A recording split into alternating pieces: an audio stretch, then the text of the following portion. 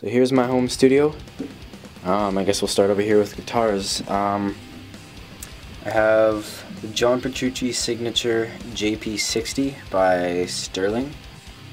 Just a great guitar for playing lots of different stuff. Not so good for drop tunings because it does have a floating bridge.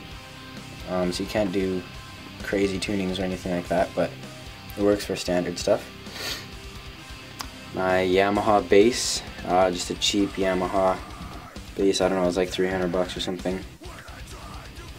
This is an Epiphone EM2 custom guitar. It has active Epiphone pickups, which is really good for playing like metal and stuff like that. I keep that one tuned in drop C. I have this Yamaha acoustic that we originally bought for my dad, but he doesn't play it. So I just took it and I use it now. I also have this bass, which is I believe it's a Reggie Hamilton signature Fender Jazz bass. I got it from my cousin and she didn't know exactly what it was, but it's got active pickups and it sounds really good. Over here we have the keyboard, my Yamaha something, a full-size USB MIDI keyboard. It's really good for, like, I use it mostly for recording piano and whatever else I can use that for. My main amp down here, the Hughes & Kettner Tubemeister 18, which looks awesome when you turn it on. It looks a lot bluer than that. I don't know, the lighting's kind of funny in here. So that's the Tubemeister 18 head and then just the 112 cab that goes with it. My pedal board underneath here with all that good stuff on it.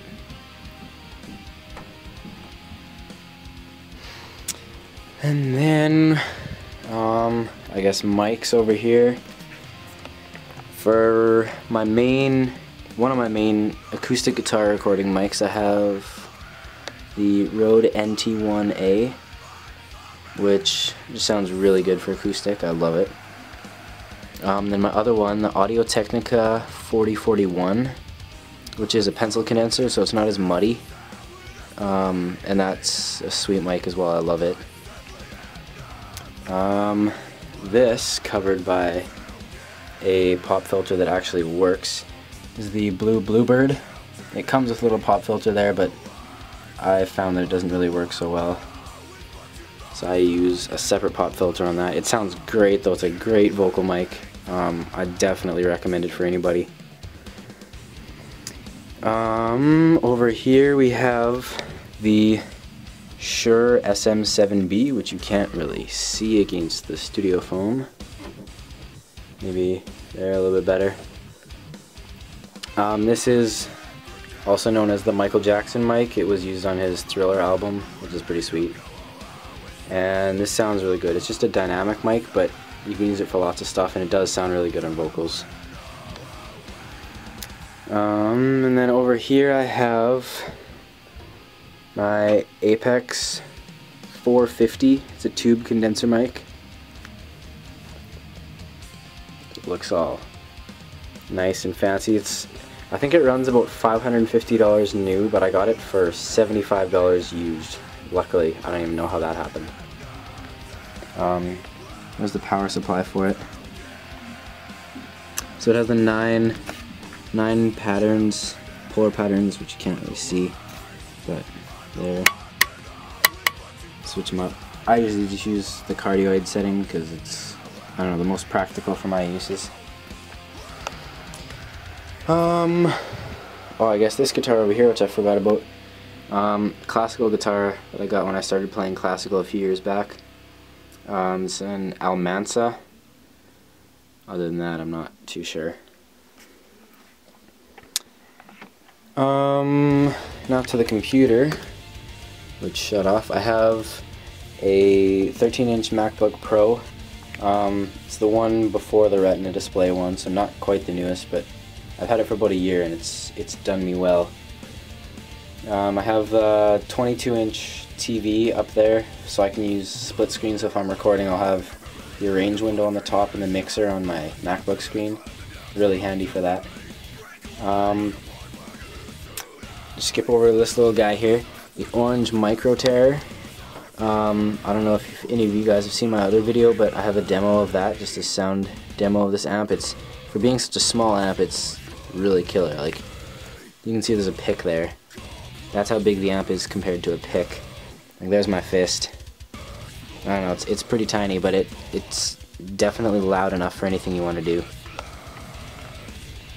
So the computer there, I have this handy little Akai LPK25 keyboard that I use for like drums, strings, synth, I don't know, whatever. I don't do too much like hip hop and stuff like that, but for drums or strings I use mostly.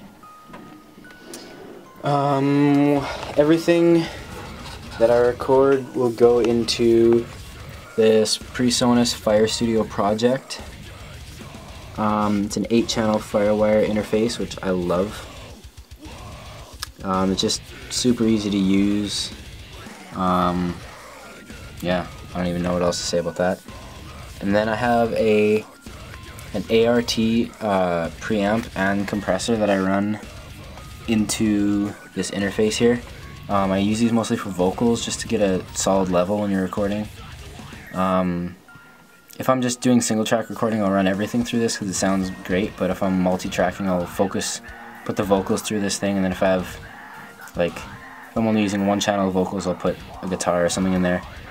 But it's all going through this ART power distribution system, and I have like my speakers up here, these KRK Rocket 6s, which are great as well. They don't have as much bass as I would like, so it's kind of hard exporting. I gotta really learn the speakers and learn the room, but definitely works for my purposes. But I have everything going through this power distribution system, so I'll just turn it on, and then that lights up. My speakers are now on, and everything I need for recording is good to go. So that's handy.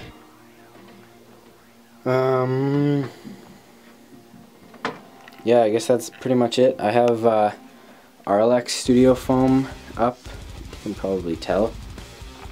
So it's supposed to be like first reflections on the sides there, and I have one up kind of above my head where I sit, and then just a couple to make it look fancy up in the corners there.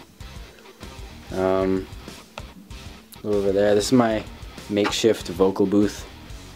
It works. It actually sounds really good. I don't know. This room's relatively dead, as you can probably tell, so it's not too.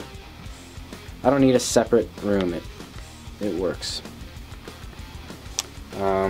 Shaker, great sounding shaker, vinyl something.